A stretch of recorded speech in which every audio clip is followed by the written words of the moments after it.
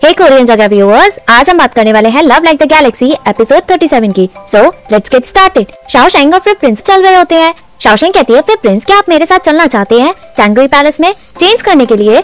फिर प्रिंस कहता है अगर किसी ने मुझे इस तरह देख लिया और मैं तुम्हें फॉलो करते हुए चैंगरी पैलेस में ऐसे ही चला गया तो मैं सोच भी नहीं सकता कि लोग क्या कहेंगे। अगर ऐसा हो भी गया तो हमें एक्सप्लेन करने का मौका मिलेगा भी नहीं। शाओशेंग कहती है हम ऐसा क्यों नहीं कर सकते हैं, अगर कोई भी पूछे तो आप उसे सच बता देना। फिर प्रिंस कहता है अगर वो मेरी बातों पे बिलीव करते तो ना। शाओशेंग कहती है हमारी क्या गलती है। तभी आवाज आती है कि उसने सही ही कहा था। फिर ब्रदर और मिस चेंग अकेले में मिल रहे हैं। वहाँ सभी पहुँचते हैं। मैजेस्टी कहता है फिर प्रिंस बताओ मुझे यहाँ आखिरकार चल क्या रहा है, तुम इतने भीगे क्यों हो। फिर प्रिंसेस कहती है आपको दिख नहीं रहा है क्या फादर, उसने कहा था ना ये दोनों अकेले में मिल रहे थे। मिस चेंग क्या तुम लालची नहीं बन बैठी, तुम फिर ब्रदर के साथ अफेयर कैसे कर सकती हो जब तुम्हारे पास जीशेंग है। फिर प्रिंस कहता है फिर सिस्टर इसमें किसी को भी घसीटने की जरूरत है ही नहीं, शाओशेंग के साथ अकेले में मैं नहीं मिल रहा था, हम दोनों इनोसेंट हैं। फिर प्रिंसेस कहती है पहली बार नहीं है जब तुम किसी लड़की से अकेले में मिल रहे हो, नाटक करना बंद करो, मुझे मत समझाओ कि तुम एडमिट करने से डर रहे हो, नहीं तो जीशेंग तुम्हें छोड़ेगा नहीं। फिर ब्रदर एक्सक्यूज ढूंढना बंद करो, चुनत्याओ ने तुम्हें देख लिया है कि तुमने और मिस चेंग ने आखिरकार किया क्या है। चुनत्याओ बताओ सबको तुमने आखिरकार देखा क्या। मैजेस्टी कहता है चुनत्याओ सच बताओ। चुनत्याओ कहती है मैंने ध्यान से देखा ही नहीं, मैंने सुना कि फिर प्रिंस मिस चेंग को ब्यूटी कह रहे थे। तभी फिर प्रिंस कहता है मुझे याद आया मैं तो क्लासिक ऑफ पोइट्री पढ़ रहा था। फिर प्रिंसेस कहती है तुम्हें तो क्लासिक ऑफ पोइट्री के बारे में कुछ भी नहीं पता है।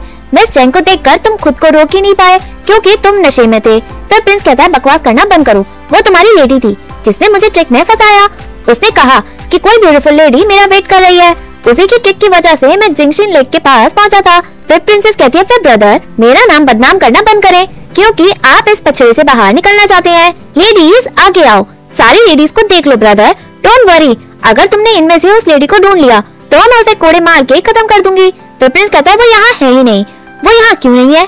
फिर प्रिंसेस कहती है फिर ब्रदर क्या आप इतने नशे में थे कि आपको याद है ही नहीं, वो तो मिस चेंग थी जिन्होंने आपको बाहर आने को कहा। अगर कोई भी लेडी पैलेस में गलत काम करती है तो उसे मार मार के खत्म ही कर देना चाहिए, हमें ऐसे घटिया इंसान को देखने की क्या जरूरत है। मैजेस्टी कहता है चुप रहो, आज तुम्हारी मदर की बर्थडे पार्टी है और तुम यहाँ चीख रही हो चिल्ला भी रही हो, तुम भूल गई क्या तुम्हारी मदर है यहाँ पे। शाओशेंग तुम बताओ मुझे क्या हुआ। शाओशेंग कहती है मैजेस्टी मैंने फिर प्रिंस को बचाया है जो लेक में गिर गए थे, मैं वहाँ से गुजर रही थी बस। फिर प्रिंस कहता है यस यही हुआ। फिर प्रिंसेस कहती है तुम्हें क्या लगता है कि हम क्या तुम्हारी बातों पे बिलीव कर लेंगे। एम्प्रेस कहती है बस करो मैजेस्टी, मैं थक गई हूँ इसलिए मैं पार्टी में वापस नहीं जा पाऊंगी, मैं चैंगरी पैलेस में रेस्ट करने जा रही हूँ, अब मैं चलती हूँ। वो ग्रीटिंग्स देकर वहाँ से चली जाती है।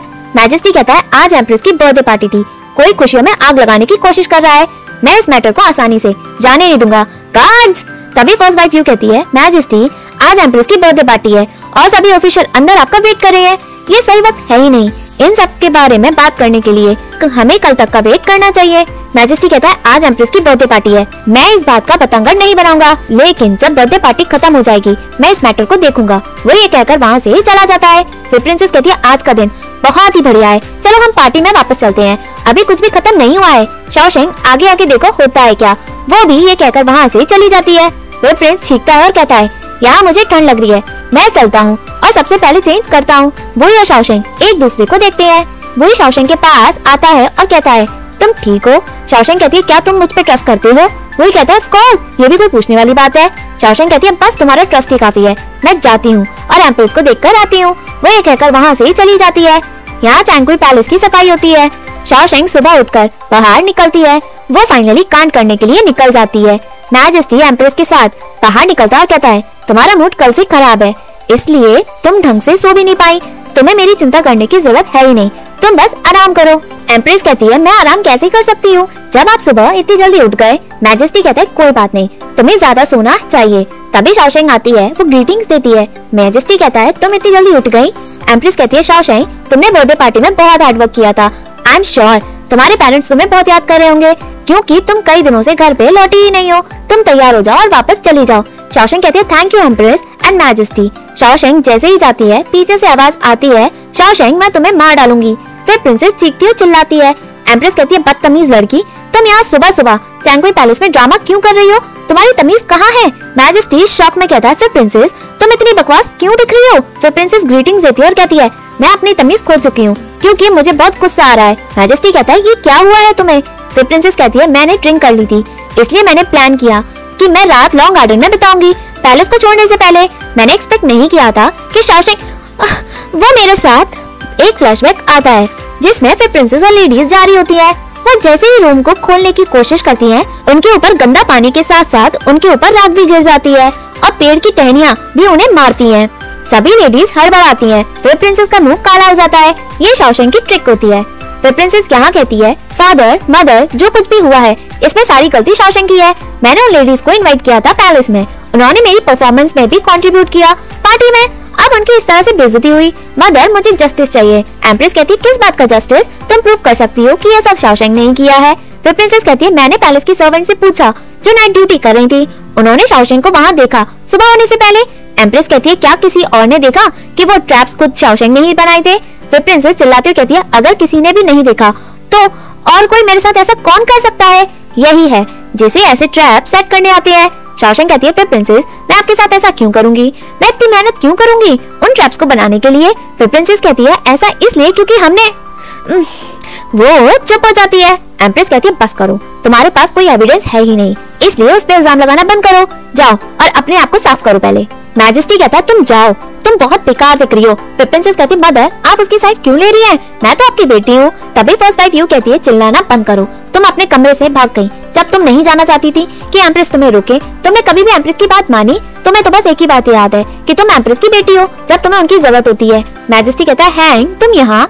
यू कहती है, मैजेस्टी ये सब मेरे लॉन्ग गार्डन में हुआ, मैं शांत कैसे रह सकती हूँ, सो इसलिए मैं यहाँ आई हूँ। फिर प्रिंसेस कहती है, सारे कारनामे शाओशेंग के हैं, उसने ट्रैप्स बना दिए लॉन्ग गार्डन में। वाइफ यू आप इसे आसानी से जाने ना दे। यू कहती है, वेल तुम होती कौन हो मुझे बताने वाली कि मुझे क्या करना चाहिए? मुझे लगता है गंदा पानी तुम्हारे ऊपर जो गिरा है उससे तुम्हें रियलाइज हुआ ही नहीं कि तुम्हारी क्या मिस्टेक है। अगर तुम्हें अनजान बनना है तो मैं तुम्हारे ऊपर एक और बाल्टी डाल सकती हूँ। फिर प्रिंसेस कहती है, वाइफ यू भले ही आपने मुझे जन्म नहीं दिया है बट आप मुझे ऐसे ट्रीट नहीं कर सकती हैं। आप मुझसे जानबूझ के अटक रही हैं क्योंकि मैंने यू फैमिली में शादी के लिए मना कर दिया है। मैजेस्टी कहता है, फिर प्रिंसेस उठती है और कहती है, ऐसी क्या खासियत है यू क्लैन में? आपने सिर्फ फादर को फॉलो किया, वो भी वॉर में, उससे कुछ अकम्प्लिश हुआ, दैट्स ऑल। मेरी मदर तुम्हारी तरह है ही नहीं। मैजेस्टी कहता है, बस करो, बकवास करना बंद करो, तुम इस पोजीशन पे हो ही नहीं कि तुम श्वान और यू क्लैन के बारे में डिस्कस करो। फिर प्रिंसेस कहती है, आपको क्या लगता है कि आपके कहने से लोग बातें करना बंद कर देंगे? मेरे लोगों को भी पता है कि यू क्लैन दिखावा करता है अपने पुराने अचीवमेंट्स को लेकर और चैंगकुई पैलेस को दबाने की कोशिश करता है। एम्प्रेस कहती है, बस करो तुम। वो हैंग से कहती है, मैं इसे तमीज सिखा नहीं पाई, आई एम सॉरी। फिर प्रिंसेस कहती है, मदर इसमें आपकी गलती नहीं है, जितना आप इन्हें देंगी उतना ही ये लालची बनेगी। आपने अकेले में सफर किया है क्योंकि आपको फादर की फीलिंग्स की चिंता थी, बट मैं इतना दर्द सहन नहीं कर सकती हूँ। इतने सालों में क्या इन्हें याद भी आई कि आप एम्प्रेस हैं? मैजेस्टी गुस्से में कहता है, तुम। फिर प्रिंसेस कहती है, फादर को तो पूरा दिन यू हैंग के साथ बिताने में अच्छा लगता है, उन्हें चिंता है ही नहीं कि चैंगकुई। तभी यू एकदम से कर्रा चाटा मारती है, सभी शॉक में हो जाते हैं। यू कहती है, एम्प्रेस मुझे माफ कर दें। फिर प्रिंसेस बकवास कर रही थी, मेरे पास कोई और चॉइस थी ही नहीं उन्हें लेसन सिखाने के लिए। फिर प्रिंसेस चिढ़ते हुए कहती है, तुम्हारी हिम्मत कैसे हुई मुझे चाटा मारने की? यू कहती है, तुमने शाओशेंग को फंसाया अपने ही मदर की बर्थडे पार्टी में, क्या मुझे तुम्हें उसके लिए थप्पड़ मारना नहीं चाहिए था? फिर प्रिंसेस कहती है, तुम मेरा नाम बदनाम कर रही हो, कोई प्रूफ है ही नहीं। तभी आवाज आती है कि प्रूफ है। वो आवाज किसी और की नहीं, बुई की होती है। बुई अंदर आता है, सर्वेंट फिर प्रिंसेस को नील करवा देते हैं। मैजेस्टी कहता है, इन सबका क्या मतलब है? बुई कहता है, मैजेस्टी फिर प्रिंसेस उसे पैलेस में खुद लाई डांस परफॉर्मेंस के लिए, उसने सब कुछ कन्फेस कर दिया है। फिर प्रिंसेस ने उसे ऑर्डर दिया था वो सब कारनामे करने के लिए। फिर प्रिंसेस को मेरी फियांसे के बारे में पता था क्योंकि वो अपना मूड रिफ्रेश करने जिंगशिंग लेक पे गई थी। उन्होंने फिर प्रिंस को ट्रिक किया ताकि वो वहाँ पहुँच जाए। वो मेरी फियांसे और फिर प्रिंस को फेम करना चाहती थी कि उन दोनों के बीच में कुछ है और इसी की वजह से उनकी रेपुटेशन भी खराब हो जाए। फिर प्रिंस और ये लेडी प्रूव कर सकती है। तभी फिर प्रिंस कहता है, फादर मदर वो यही थी, इसी ने मुझे ट्रिक किया ताकि मैं जिंगशिंग लेक के पास पहुँच सकूँ। मैजेस्टी कहता है, बताओ मुझे क्या हुआ? फिर प्रिंसेस कहती है, बताओ इन्हें कि क्या मैंने ऑर्डर दिया था कि तुम वो सब करो, बोलने से पहले सोच लेना। लेडी कहती है, मैं। मैजेस्टी कहता है, बताओ। लेडी एकदम से बेहोश हो जाती है। फिर प्रिंसेस कहती है, फादर ये पैलेस में ऑफिशियल की बेटी है, इसलिए मैंने इसे मदर की बर्थडे पार्टी में इनवाइट किया। अब ये बेहोश हो गई क्योंकि इसे फंसाया जा रहा है। मैजेस्टी कहता है, कोई आओ और इसे इसके फादर के पास छोड़ के आओ और उसे डिसिप्लिन सिखाओ। फिर प्रिंस कहता है, फादर क्या आप देख नहीं सकते कि ये बेहोश हो गई है क्योंकि फिर प्रिंसेस ने इसे डरा दिया, सारी करामात फिर सिस्टर की है। मैजेस्टी कहता है, बस करो तुम सब। फिर प्रिंसेस कहती है यू बास्टर्ड, सारा इल्जाम मेरे ऊपर डालने की तुम्हारी हिम्मत कैसे हुई? फिर प्रिंस कहता है क्या तुमने मुझे बास्टर्ड कहा? मैजेस्टी कहता है मुंह बंद करो, तुमने अपने भाई को अभी क्या कहा? वो तुम्हारा फिर ब्रदर है, तुम अपने भाई की बेइज्जती कैसे कर सकती हो? क्या तुम्हारे दिल में फैमिली के लिए कोई भी प्यार है भी, या फिर तुम मुझे अपना फादर ही नहीं समझती? फिर प्रिंसेस कहती है फादर मैं आपके बारे में बात नहीं कर रही हूँ, मैं तो इसके बारे में कह रही हूँ। मेरा भाई, इसकी मदर तो पैलेस की नौकरानी है, उन्होंने तब आपका फायदा उठाया जब आप नशे में थे।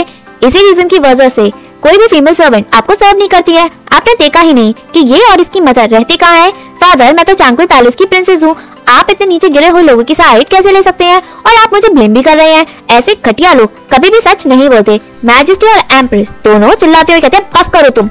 एम्प्रेस कहती है मैंने बचपन में कई परेशानियों का सामना किया, वो भी इसलिए ताकि मेरे बच्चे अच्छी जिंदगी जी सके। मैंने एक्सपेक्ट नहीं किया था कि तुम इतनी बदतमीज हो जाओगी। तुम्हें अपने भाई की कोई भी रिस्पेक्ट है ही नहीं।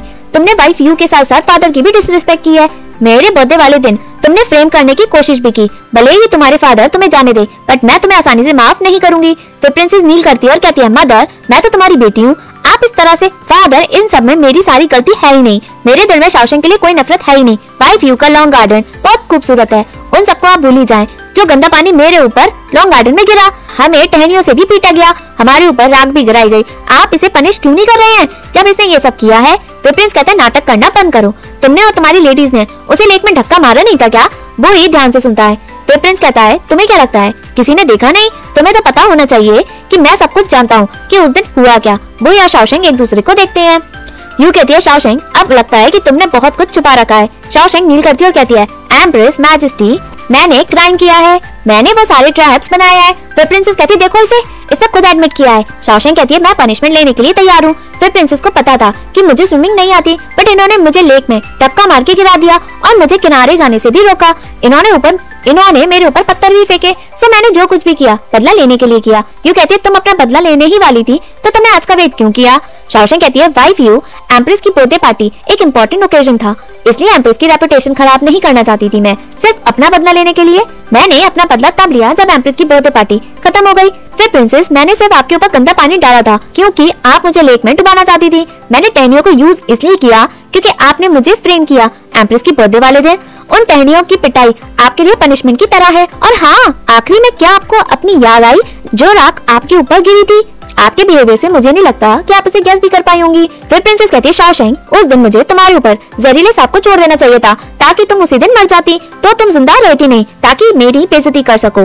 तभी यू कहती है ओह तो तुमने सांप छोड़ने की हिम्मत भी की। मैजेस्टी और एम्प्रेस दोनों शर्मिंदा होते हैं। फिर प्रिंसेस कहती है मैं वही कहता है फिर प्रिंसेस आपने मेरी फियांसे को अटैक करने के लिए सांप भी छोड़े, ये तो बहुत गलत किया। मैं आपको श्योर करता हूँ कि मैं आपके लिए धमाकेदार गिफ्ट जरूर प्रिपेयर करूंगा जब आप पैलेस को छोड़ के जाएंगी। फिर प्रिंसेस कहती है मैं डरती नहीं हूँ तुमसे, मैं प्रिंसेस हूँ, तुम मुझे कुछ भी नहीं कर सकते हो। फादर मदर शाओशेंग सिर्फ एक जनरल की बेटी है, उसकी जिंदगी इतनी इम्पोर्टेंट नहीं है। मैं प्रिंसेस हूँ, अगर मैं किसी को मार भी दूं तो एक चींटी के मारने के बराबर होगा, इसकी जिंदगी वैल्यूएबल है ही नहीं। फादर मदर आप दोनों मेरी साइड क्यों नहीं ले रहे हैं? आप उनकी साइड क्यों ले रहे हैं? मैजेस्टी दुखी होता है और कहता है तुम पागल हो गई हो, पूरी पागल हो गई हो। तुमने जो कांड किया है ना, तुम मेरी बेटी कहलाने लायक हो ही नहीं, फिर भी तुम मदर मदर कह रही हो, तुम मदर कहने लायक हो ही नहीं। तुमने शाओशेंग के साथ बहुत घटिया कारनामा किया है, इवन उसने सब कुछ झेला और बर्थडे पार्टी के बाद उसने अपना बदला लिया। पर तुम्हें देखो तुमने क्या किया, तुमने दूसरे लोगों को फ्रेम किया ताकि तुम्हारी मदर की बर्थडे पार्टी खराब हो जाए। तुम इतनी बदतमीज और बेशरम हो, तुम इतना नीचे कैसे गिर सकती हो? एम्प्रेस अपने आप को संभाल नहीं पाती, वो कहती है निकल जाओ चैंगक्वी पैलेस से, तुम निकल जाओ, वापस चली जाओ। तो अगर तुम अभी भी मुझे अपनी मदर समझती हो तो यहाँ से चली जाओ। मैजेस्टी तभी गार्ड्स को बुलाता है और कहता है फिर प्रिंसेस को इंपीरियल मकबरे में लेकर जाओ ताकि ये अपनी गलतियां समझे और सुधारे। तुम वहाँ से तभी लौटोगी जब तुम अपनी एंसेस्टर के सामने मान नहीं लेती अपनी गलतियां। आज के बाद तुम अपने प्रिंसेस मैंशन के बाहर कदम भी नहीं रखोगी, वो भी मेरी डिग्री के बिना। फिर प्रिंसेस कहती है फादर मैं इनोसेंट हूँ, मुझे फ्रेम किया जा रहा है फादर मदर। मैजेस्टी कहता है इसे बाहर निकालो। तभी सर्वेंट आते हैं, फिर प्रिंसेस को ले जाते हैं। फिर प्रिंसेस चिल्लाते हुए कहती है शाओशेंग तुम बस वेट करो। एम्प्रेस की तबीयत खराब हो जाती है, वो बेहोश हो जाती है। सभी एम्प्रेस की तरफ बढ़ते हैं, वो एम्प्रेस को अंदर लेकर जाते हैं। मैजेस्टी चीखता है और कहता है जाओ सभी यहाँ से, निकल जाओ। जी टोंग रिस्पेक्ट देकर जैसे ही जाती है, यू उसे रोकते हुए कहती है मिस लू भले ही मैजेस्टी ने फिर प्रिंसेस को पनिश कर दिया हो, पर तुम चुनतियाओ को कैसे पनिश करोगी? जिस मोमेंट वो आई उसने वो अनाउंसमेंट की कि शाओशेंग अकेले में फिर प्रिंस से मिलने गई है। अब तुम उसे पनिश कैसे करोगी उसके बचकानी हरकतों के लिए? जी टॉम रिस्पेक्ट देते हुए कहती है, वाइफ यू, मैंने एक्सपेक्ट नहीं किया था कि चिंत्या इतनी बड़ी घटिया हरकतें करेगी। मैं ऐसी मेड सर्वेंट को अपने साथ रख भी नहीं सकती। मैं कल फादर और ब्रदर से कहूंगी कि वो उसे बेच दें। मुझे कोई फर्क नहीं पड़ेगा अगर वो बिक भी जाएगी नॉर्थ वेस्ट या फिर नानजियांग में। यू कहती है, मैंने एक्सपेक्ट नहीं किया था कि तुम इतने बोल्ड डिसीजन भी ले सकती हो। मैं तुम्हारे बारे में कम सोचती थी। लगता है कि चैंक्वी पैलेस में अब और धमाका जरूर होगा। मैं भी देखना चाहती हूँ कि जो जैसा करता है उसे क्या मिलता है। वो ये कहकर वहाँ से चली जाती है। सभी वहाँ से चले जाते हैं। शाओशेंग मुड़ती है, वो ही उसे देखता है। वो और शाओशेंग अकेले में होते हैं। वो ही पूछता है, क्या तुम उस रात इसलिए रोई और मुझे हक भी इसलिए किया था क्योंकि तुम अपसेट थी कि उन्होंने तुम्हें बुली किया? अगर फिर प्रिंसेस ने मिस्टेक से ये बात नहीं कही होती तो मुझे पता ही नहीं लगता। तुम मुझसे ये बात कितने टाइम तक छुपाना चाहती थी? शाओशेंग कहती है, वो सांप जहरीले नहीं थे, वो बस ऑर्डिनरी पानी वाले सांप थे। तुम उन्हें कहीं भी देख सकते हो। वही कहता है, उन्होंने तुम्हें धक्का मारा लेक में, उसका क्या? तुमने मुझे क्यों नहीं बताया? अगर वो किसी दिन तुम्हें मार भी डालेंगे तो तब भी तुम क्या मुझे नहीं बताओगी क्या? शाओशेंग, तुम मुझे समझती क्या हो? तुम हमेशा अपने आप ही सारे काम कर लेती हो। क्या तुम्हें मुझ पे ट्रस्ट नहीं है? शाओशेंग कहती है, ऐसा नहीं है कि मुझे तुम पे ट्रस्ट नहीं है, बस। वही कहता है, मुझे कोई फर्क नहीं पड़ता। जब से हमारा रिश्ता हुआ है मैं हमेशा से सोचता था कि अच्छा होगा कि तुम मुझ पे ट्रस्ट करो और मैं तुम्हें हमेशा सपोर्ट करूं। तब क्या तुम मुझे बता सकती हो कि अपने डर और अपने अकेलेपन के बारे में मैं तुम्हें कंट्रोल करना नहीं चाहता हूँ। मैं होप करता हूँ कि तुम मुझे सच बताओ, बट तुम क्या मुझे समझ नहीं पाई? मेरी फीलिंग्स को तुम समझना क्यों नहीं चाहती हो? शाओशेंग कहती है, एक लड़की हमेशा वेट क्यों करे कि उसका फियांसे उसे बचाए? हम खुद अपने आप को प्रोटेक्ट क्यों नहीं कर सकते हैं? ये मेरे लिए बड़ी बात है ही नहीं। मैं अपना ख्याल खुद रख सकती हूँ। ये बिल्कुल वैसा है जैसे मेरी लड़ाई वांग लिंग के साथ हुई और उसने मेरी इंसल्ट भी की। मैंने इसके बारे में किसी को भी नहीं बताया। क्या मैंने किसी को बताया कि मैंने गुस्से में ब्रिज को भी गिरा दिया? मैं अपनी प्रॉब्लम हमेशा से ऐसे ही सॉल्व करती हूँ। मैं ऐसा क्यों ना करूँ, भले ही मैं तुम्हारी फियांसे हूँ। वही कहता है, वो नोकझोंक ऑर्डिनरी फैमिली में हुआ। हम इस वक्त इंपीरियल पैलेस में है। तुम मर भी सकती हो और अगर तुम बिना सोचे समझे कांड करोगी तो उस वक्त मैं क्या करूँ बताओ? ऑफ कोर्स मैं तुम्हारी मौत का बदला लूंगा, बट उससे क्या तुम वापस आ जाओगी? शाओशेंग कहती है, वो तुम ही थे जो मुझे इंपीरियल पैलेस में लेकर आए। सारे डेंजर जिनसे मैं निपट रही हूँ वो सब तुम्हारी वजह से ही तो है। वही कहता है कि सारी गलती मेरी है तो तुम मेरे बारे में ऐसा सोचती हो? तुम्हें मुझ पे ट्रस्ट है ही नहीं। ऐसा वक्त भी आता होगा जब तुम्हें मुझसे डर भी लगता होगा। शाओशेंग कहती है, हाँ मैं तुमसे डरती हूँ, बट मैं तुम्हारे और करीब भी रहना चाहती हूँ। वो फीलिंग इस मामले से बिल्कुल अलग है ना। लोग इतने सालों से मेरे साथ मतलब ही बन के रहे, मुझे कुछ टाइम चाहिए। अगर मैं तुम्हें प्यार करूँ तो मैं इस मैटर में जल्दबाजी नहीं कर सकती हूँ। वही कहता है, मुझे समझ आ गया कि तुम लुयाओ की तरह ही हो, क्योंकि वो तुम्हें कभी हर्ट नहीं कर सकता। तुम उसके साथ होती हो, तुम अपनी मर्जी चलाती हो, बट मैंने तुम्हें अपने साथ रहने के लिए फोर्स किया। तुम मुझसे डरने लगी और अब तो तुम मुझसे नफरत भी करती होंगी। तुमने मुझे कभी भी अपना समझा ही नहीं। मुझे तुम्हें फोर्स करना नहीं चाहिए था। मुझे ये सब शुरू से ही समझ जाना चाहिए था। वो ही वहाँ से चला जाता है। शाओशेंग उसे रोकने की कोशिश करती है और कहती है, लिंग जीशेंग, मैं ऐसी ही हूँ, मैं अपना रिवेंज खुद ही लेती हूँ। तुम्ही ने तो कहा था कि तुम मुझे वैसे ही प्यार करते हो जैसी मैं हूँ। तुम मेरे साथ ऐसा कैसे कर सकती हो? तुम मुझे बदलने पे मजबूर कैसे कर रहे हो? मैं चैन शाओशेंग हूँ। मैं एक लेडी ही नहीं बल्कि जीशेंग की फियांसे भी हूँ। वो ही रुकता है और मुड़ते हुए कहता है, मैं सब जानता हूँ, तुम्हें अपने आप को बदलने की जरूरत है ही नहीं। वो ये कहकर वहाँ से चला जाता है। शाओशेंग सोचती है, ऐसा नहीं है, बट अब मैं इंपीरियल पैलेस से इतनी नफरत नहीं करती और मैंने तुम्हें भी एक्सेप्ट कर लिया है, बट तुम मुझे वैसे एक्सेप्ट क्यों नहीं कर सकती हो जैसी मैं हूँ? वो रोती है।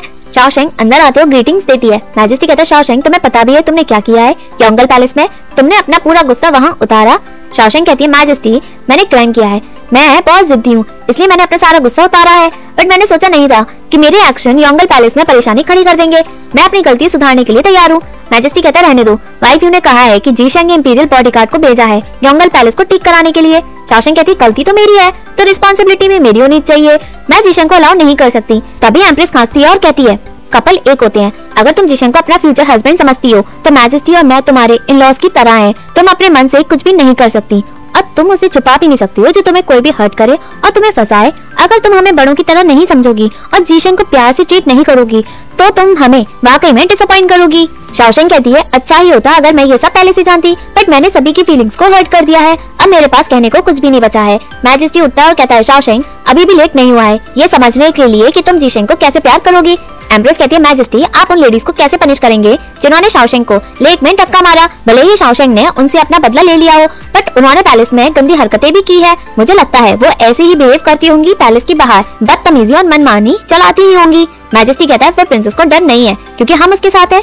वो इतनी नीचे इसलिए गिर गई क्योंकि हमने उसे बिगाड़ दिया है और उसी की वजह से उन लेडीज ने तुम्हें पैलेस में बुली किया। मैं इन्वेस्टिगेट करूंगा उनके फादर और ब्रदर के ऊपर। मैं भी देखना चाहता हूँ क्या वो अपनी पावर से किसी को कहीं नीचे तो नहीं दबा रहे। यहाँ पर प्रिंस चलता है और आगे बढ़ता है। खुशी से दूर ही बूही खड़ा होता है। फिर प्रिंस उसे देख के शॉक हो जाता है। वो मुड़ता है और देखता है। वो आगे बढ़ता है और सोचता है कि इसने मुझे नहीं देखा। वो फिर भी आगे बढ़ता है। मैं दिखाई नहीं दे रहा, वो मुझे देख ही नहीं सकता है। तभी वो आगे बढ़ता है। फिर प्रिंस डरते हुए कहता है, लिंग बुई क्या चाहते हो तुम मुझसे? हम अभी इंपीरियल पैलेस में हैं। तुम क्या प्रिंस को मारना चाहते हो? वैसे भी मैंने तुम्हें मॉर्निंग में सब कुछ बता दिया था। मेरी और शाओशेंग की कोई भी सीक्रेट मीटिंग नहीं हुई थी। तुम्हें सब कुछ सच पता है। मेरी कोई बैड इंटेंशन है ही नहीं तुम्हारी और शाओशेंग के लिए। अगर है भी तो तुम्हें लगता है कि मैं हिम्मत कर सकता हूँ? वो ये अपना हाथ उठाता है। फिर प्रिंस डरते हुए कहता है, तुम करना क्या चाहते हो? मुझे मत मारो। वो ये कहता है, फिर प्रिंस क्या तुम उन सभी रेडियोस को पहचान सकते हो जिन्होंने शाओशेंग को लेक में धक्का मारा? फिर प्रिंस कहता है, ऑफ कोर्स मैं पहचान सकता हूँ। वैसे भी फिर प्रिंसेस की कुछ ही सहेलियां हैं, मैं उन्हें कैसे नहीं पहचानूंगा? वो कहता है, ठीक है मैं आपको परेशान कर सकता हूँ कुछ टाइम पैलेस को छोड़ने के लिए। यहाँ बुई पनिशमेंट देता है। ऑफिशियल जू कहता है, लिंग बुई तुम पागल हो गए हो क्या?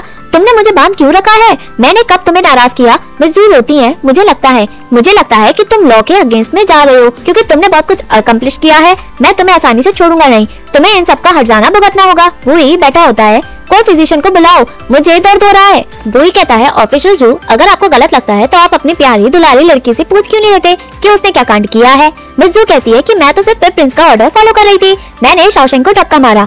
तभी युआनशन आता है और कहता है, क्या इन्हीं की बेटी ने तुम्हारी फियांसे को लेक में धक्का मारा? वो कहता है, यही नहीं है, इसने तो जहरीले सांप को भी लेक में छोड़े और मेरी फियांसे को अटैक भी किया। मिस जू रोती है। ऑफिशियल जू कहता है, लड़कियों के बीच में तो मजाक चलता रहता है, तुम्हें इतनी बड़ी परेशानी उठाने की जरूरत है ही नहीं, वो भी इतने छोटे मैटर में। क्या तुम्हें लॉ का डर नहीं है क्या? पूरी चाय पीते हुए कहता है, मैं भी तो मर्दों की तरह मजाक कर रहा हूँ आपके साथ। ऑफिशियल जू, लड़ो मुझसे। ऑफिशियल जू कहता है, लड़ो तुमसे? मैं ऐसे किसी से लड़ सकता हूँ? मैं तो सिविल ऑफिशियल हूँ। लिंग बुई तुम अपनी मर्जी चला रहे हो क्योंकि मैजेस्टी तुम्हें बहुत पसंद करती है। ये सब गलत है। मैं पैलेस का सेंसर इन चीफ हूँ, मेरी रिस्पॉन्सिबिलिटी है कि मैं ऑफिशियल और मोनार्क की गलतियाँ बता सकूँ। अगर तुमने मुझे हर्ट भी किया तो मैं तुम्हें आसानी से छोड़ूंगा नहीं और मैजेस्टी को रिक्वेस्ट करके तुम्हें पनिश जरूर कराऊंगा। वो कहता है, पनिश? तुम्हें क्या लगता है मैं अभी क्या कर रहा हूँ? वो ये इशारा करता है। एक गार्ड उसे मारता है। ऑफिशियल जू पिटता है और चीखता चिल्लाता है। मिस जू एकदम से बेहोश हो जाती है। बुई मजे से चाय पीते हुए सब कुछ देखता है। ऑफिशियल जू की हालत खराब होती है। वो कहता है, बस करो ऑफिशियल युआन, आप तो attendant gentleman of the ministry of justice हैं, आप वहाँ बस खड़े होकर देखते ही रहेंगे और उन्हें रोक क्यों नहीं रहे हैं? युआनशन कहता है, मैं attendant gentleman of the ministry of justice हूँ, मैं इस केस को ध्यान से जरूर देखूंगा। ऑफिशियल जू, आप चिंता ना करें, मेरे पास यहाँ सब कुछ है जो मुझे चाहिए। अगर ये आपको मारेंगे मैं उसे रिकॉर्ड जरूर करूंगा, चाहिए जितनी बार भी मारे मैं उतनी बार रिकॉर्ड जरूर करूंगा। ऑफिशियल जू कहता है, तो आप इन्हें क्या मारने देंगे? युआनशन कहता है, ऑफ कोर्स, यही नहीं ये आपको कितना मारना चाह रहे हैं, बल्कि आपको कर्रा मार रहे हैं। जितनी कर्री पिटाई उतना ही बड़ा क्राइम और जितना बड़ा क्राइम उतना बड़ा पनिशमेंट। ऑफिशियल जू, जरा आप झेल लें। वो ही मजे से चाय पीता है। युआनशन कहता है, मैं सारी गलतियां रिकॉर्ड करूंगा, जो भी ये करेंगे मैं इन्हें कर्री पनिशमेंट जरूर दिलवाऊंगा at the ministry of justice. वही कहता है, थैंक यू ऑफिशियल युआन, यू फई इन्हें चाय दो। युआनशन चाय पीते हुए ऑफिशियल जू को पीटते हुए देखता है। फिर प्रिंस कहता है, मुझे भी थोड़ी सी चाय दो। सभी ऑफिशियल जू को देखते हैं। युआनशन कहता है, तुम चिंता मत करो, मैं सभी को ढंग से रिकॉर्ड कर रहा हूँ। ऑफिशियल जू कहता है, मुझे मारना बंद करो, मेरी ही अकेली बेटी नहीं थी जिसने मेक सेंग से पंगे लिए। लिंग बुई, तुम सिर्फ मुझे ही टारगेट क्यों कर रहे हो?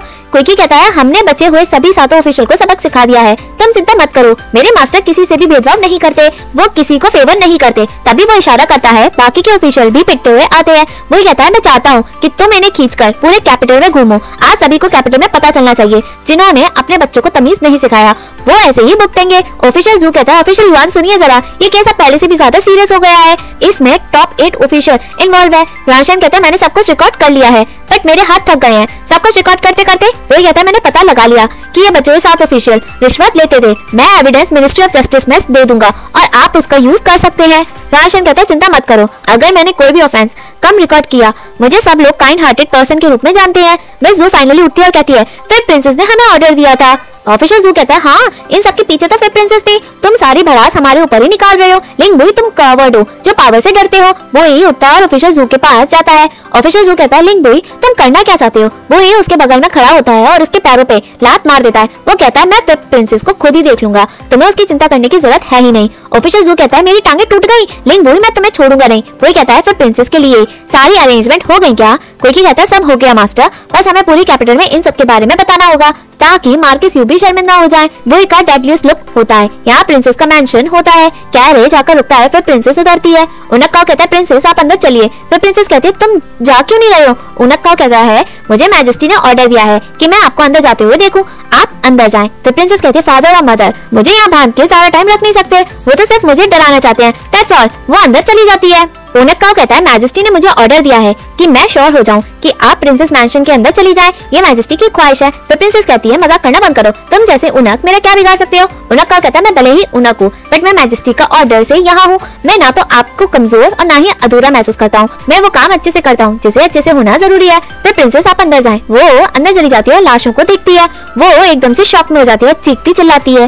वो गिर जाती है। वो सभी को देखती है। बाहर से उनक कहता है आपके गलत बिहेवियर से जिसने आपका साथ दिया उन्हें मौत की सजा मिली है। मैजेस्टी ने कहा है भले ही फिर प्रिंसेस रॉयल फैमिली से आती हैं बट आप अपनी मनमर्जियां नहीं चला सकते। फिर प्रिंसेस अपने सभी असिस्टेंट को मरते हुए देख के रोती है। उनक्काओ बाहर से कहता है एज अ प्रिंसेस आपको जिन लोगों की वजह से सैलरी मिलती है आपको उनके लिए एक एग्जाम्पल सेट करना ही चाहिए। अगर आप अपनी गलतियां सुधार नहीं सकते, यही नहीं आपकी तरफ जितने भी लोग हैं वो ऐसी ही मौत मरेंगे। फिर प्रिंसेस जोर जोर से रोती है और कहती है मैं आगे से सब मानूंगी, मैं सब कुछ समझ गई। यहाँ मिस्टर प्यान मार्कस यू के पास जाता है। मार्कस यू चिल्लाते हुए कहता है जाओ यहाँ से। मिस्टर प्यान कहता है मैं हूँ। वो अंदर आता है और ग्रीटिंग देते हुए पूछता है आप इतने गुस्से में क्यों हैं? मार्कस यू कहता है लिंग बुई ने मैजेस्टी को एडवाइस किया था कि प्रिंसेस के मेंशन में जितने भी मेन हैं उन्हें खत्म कर दो। जिन मर्दों को रखा था एज एन असिस्टेंट वो बेकार लड़की श्वान क्लैन की आज की दुनिया में हर जगह उसकी हंसी उड़ रही है। रहने दो, पूरी दुनिया को पता लग ही गया कि वो मर्दों के साथ रहती थी। ये तो हमारी यू क्लैन के लिए बेइज्जती के बराबर है। मिस्टर त्यान कहता है शांत हो जाएं, वो असिस्टेंट थे ना कि रखने वाले मर्द। आप जैसा कह रहे हैं वैसा नहीं है। मार्कस यू कहता है बकवास करना बंद करो। श्वान क्लैन ओब्वियसली फिर प्रिंसेस के कारनामों को कवर अप कर रहे हैं। तुम इन सब पे बिलीव कैसे कर सकते हो? उस जैसी लेडी जो घर पे टिकी नहीं सकती और वो एक अच्छी लड़की बनने की कोशिश भी नहीं कर सकती, जो अपनी मन मर्जियां चलाती है और मर्दों को अपने साथ रखती है, इन सब का क्या मतलब है बताओ? अगर वो सारे रंग रंगलियां मनाने के लिए नहीं थे तो बताओ वो क्राउन प्रिंस को हटाने की पोजीशन पर बैठना क्यों चाहती थी? मिस्टर ध्यान कहता है फिर प्रिंसेस क्राउन प्रिंस से सिर्फ अपसेट थी क्योंकि उन्होंने उन्हें डिसअपॉइंट किया। मार्कस यू कहता है एक बात है, अगर वो सिंहासन पर बैठ गया तो वो लोगों को और कंट्री को बर्बाद ही कर देगा। मिस्टर ध्यान कहता है मैंने सुना कि थर्ड प्रिंस अच्छे हैं, वो सीधे हैं और बातों में समझदार भी हैं। इवन मैजेस्टी भी उनकी तारीफ करते थकते नहीं है। मार्कस यू कहता है मुझे उस नेफ्यू के बारे में बात ही नहीं करनी, वो तो गधा है। उसने थर्ड प्रिंसेस को भी एक्सपोज किया जब मैडम शूजन ने नकली सिक्के बनवा दिए बिना परमिशन के।